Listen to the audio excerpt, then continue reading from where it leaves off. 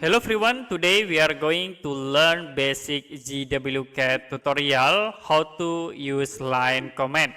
So if you want to create lines, you can click this icon line, or you can type L, press enter, and then you can specify for the first point. I will click here, move to direct. I will set for length into 100 and press enter to apply. So we create lines with length 100. And if you done, you can press enter again. You also can create lines with the angles, but first I will active for the dynamic input. You can click this icon to active the dynamic input. I will create lines, press enter, start from this point. And in here I will set for length into 100. You can press tab button and then set for the angle 45 degree, press enter again to apply.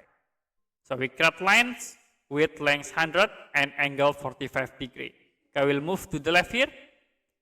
You can sort in the end point of this line and then move to the top, and then you can click to create line. So I will click here to connect, and if you done, you can press enter again. Okay, that's it for basic ZWCAD tutorial how to use line command. If you have any question about tutorial, you can comment below this video.